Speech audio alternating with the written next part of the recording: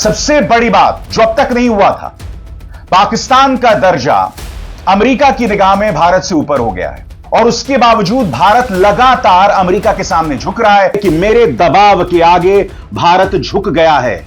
भारत ने रूस से तेल खरीदना बंद कर दिया है। चीन के साथ बातचीत भी जारी है। चीन को लेकर डोनाल्ड ट्रंप का रवैया नर्म है, पाकिस्तान को लेकर रवैया नर्म है, वो हम सब जानते हैं। यानी कि भारत के दो सबसे बड़े दुश्मन चीन पाकिस्तान दोनों को लेकर डोनाल्ड ट्रंप का रवैया नर्म दिखाई दे रहा है। 50% टैरिफ पहले से लगा हुआ है। सवाल यह कि डोनाल्ड ट्रंप भारत को कितना ब्लैकमेल करेंगे और भारत कितना बर्दाश्त करेगा। और यह कहना बहुत आसान है कि मैं देश नहीं झुकने दूंगा।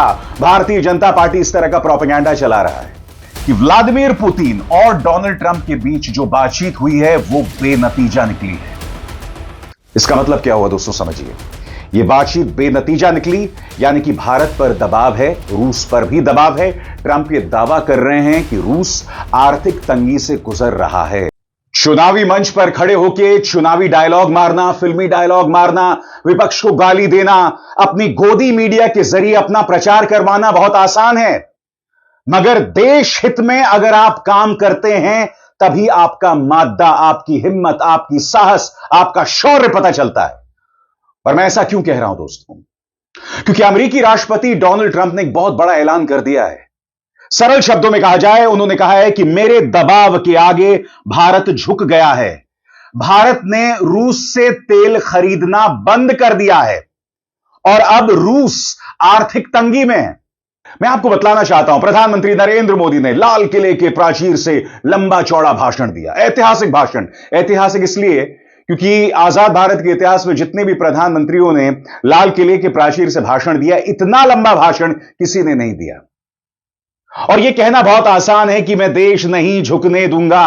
भारतीय जनता पार्टी इस तरह का प्रोपेगेंडा चला रहा है, मगर मैं भारतीय जनता पार्टी से पूछना चाहता हूं कि आखिर डोनाल्ड ट्रंप ऐसा क्यों कह रहे हैं कि मेरे दबाव के आगे भारत झुक गया और उसने रूस से तेल खरीदना बंद कर दिया।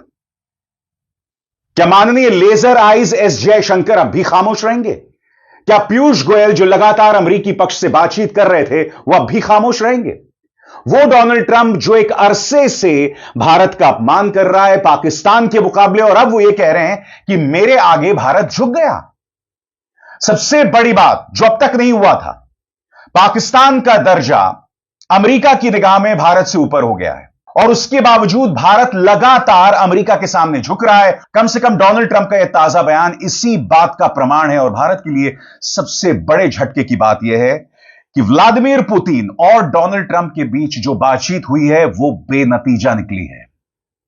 इसका मतलब क्या हुआ दोस्तों, समझिए। यह बातचीत बेनतीजा निकली यानी कि भारत पर दबाव है, रूस पर भी दबाव है। ट्रंप यह दावा कर रहे हैं कि रूस आर्थिक तंगी से गुजर रहा है, यानी कि भारत के पास भी बहुत ज्यादा विकल्प नहीं रह जाते हैं।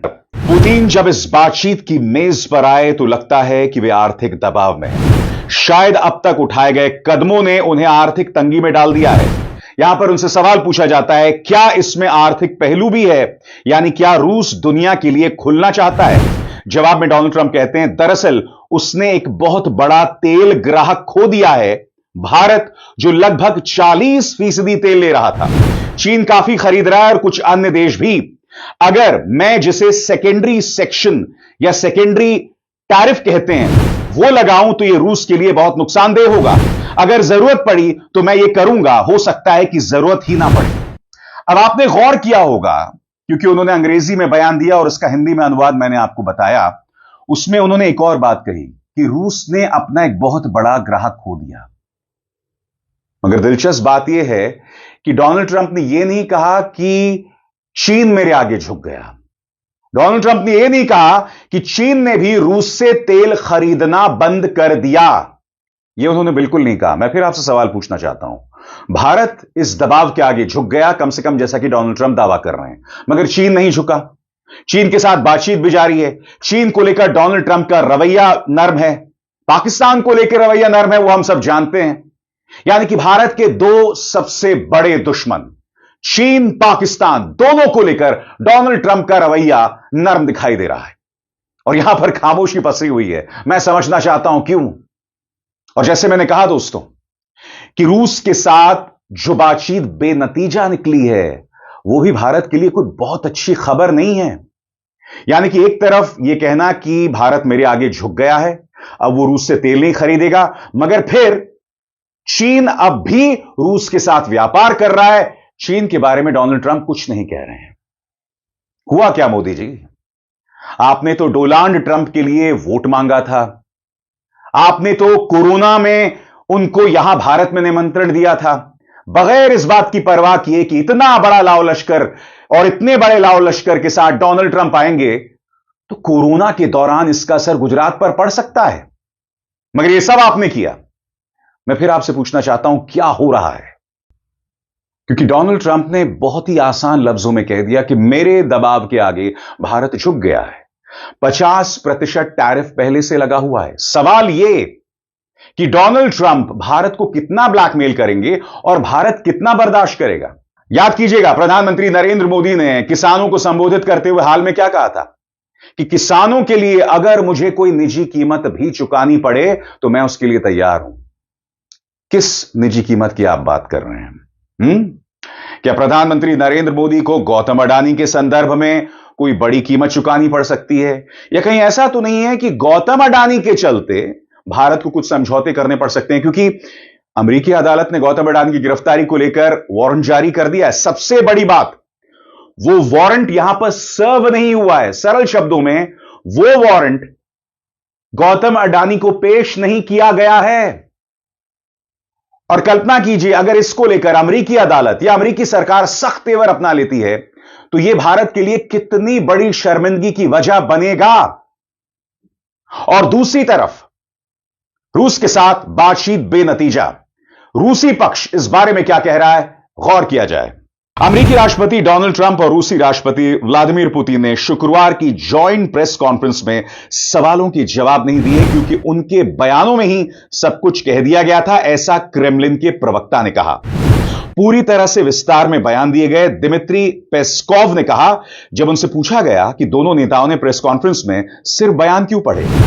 RIA नोवस्ती न्यूज एजेंसी के मुताबिक पेस्कोव ने कहा, बातचीत वाकई बहुत पॉजिटिव रही और दोनों राष्ट्रपतियों ने इसके बारे में बताया।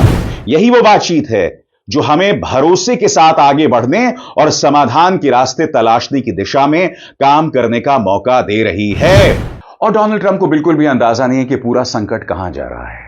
डोनाल्ड ट्रंप की अपनी सोच की वजह से भारत, जो एक पारंपरिक दोस्त रहा है, दोनों लोकतंत्र रहे हैं, भारत उसे लगातार गंवा रहा है।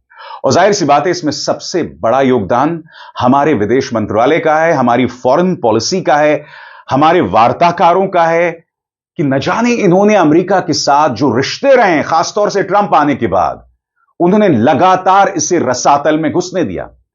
और जहां तक डोनाल्ड ट्रंप की बात है, वो क्या कह रहे हैं इस पूरे संकट को लेकर, इस पर गौर किया जाए आपकी स्क्रीन पर। राष्ट्रपति डोनाल्ड ट्रंप ने कहा कि रूस के राष्ट्रपति व्लादिमीर पुतिन और यूक्रेन के राष्ट्रपति वोलोदिमीर जेलेंस्की दोनों चाहते हैं कि वो उनकी संभावित मुलाकात में मौजूद रहें, जहां शांति का रास्ता निकालने पर बात होगी। फॉक्स न्यूज को दिए गए इंटरव्यू में ट्रंप ने कहा, दोनों चाहते हैं कि मैं वहां रहूं और मैं रहूंगा। जब उनसे पूछा गया कि क्या उन्हें भरोसा है कि शांति जल्दी आ सकती है, तो ट्रंप ने जवाब दिया, काफी जल्दी, हां। ट्रंप ने यह भी माना कि उन्होंने रूस यूक्रेन संघर्ष को हल्का समझ लिया था। उन्होंने याद दिलाया कि चुनाव प्रचार के दौरान उन्होंने वादा किया था कि वे ये युद्ध 24 घंटे में खत्म कर देंगे। मुझे लगा था कि यह सबसे आसान कॉन्फ्लिक्ट होगा, लेकिन यह सबसे मुश्किल निकला। मगर हकीकत यह है कि ना वो रूस यूक्रेन के संघर्ष को खत्म कर पा रहे हैं। दूसरी तरफ अगर बेंजामिन नेतन्याहू की बात करें, उसने गजा में आतंक मचा रखा है। ईरान को अब भी धमकी दी जा रही है और कहा जा रहा है कि ईरान पर भी ध्यान को भटकाने के लिए नेतन्याहू कभी भी हमला कर सकते हैं। सीरिया के साथ हालात तनावपूर्ण हैं। लेबनान पर भी याद कीजिएगा नेतन्याहू ने हमला किया था।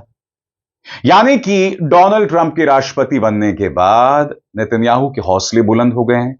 और दूसरी तरफ रूस यूक्रेन युद्ध को लेकर ट्रंप क्या कह रहे हैं कि जिम्मेदारी उसकी है जो इसका शिकार है, यानी कि वोलोदिमीर जेलेंस्की। और यहां भारत को लगातार डोनाल्ड ट्रंप भारत के बारे में विवादास्पद बयान दे रहे हैं, मगर यहां खामोशी पसरी हुई है। यह सवाल है दोस्तों, और ये सवाल किए जाएंगे, और इससे बचने का कोई रास्ता भारतीय जनता पार्टी के पास नहीं है। छद्म राष्ट्रवाद पर या दूसरों को देशभक्ति का, राष्ट्रवाद का पाठ पढ़ाना, यह नारा देना कि नेशन फर्स्ट, राष्ट्र सर्वोपरि, अरे आपके मुंह से एक शब्द नहीं निकलता भाई साहब। आप राष्ट्र सर्वोपरि की बात करते हैं। उस व्यक्ति ने यह कह दिया कि मेरे दबाव के चलते भारत ने रूस से तेल खरीदना बंद कर दिया। अब तो कुछ कहिए, कुछ तो कहिए।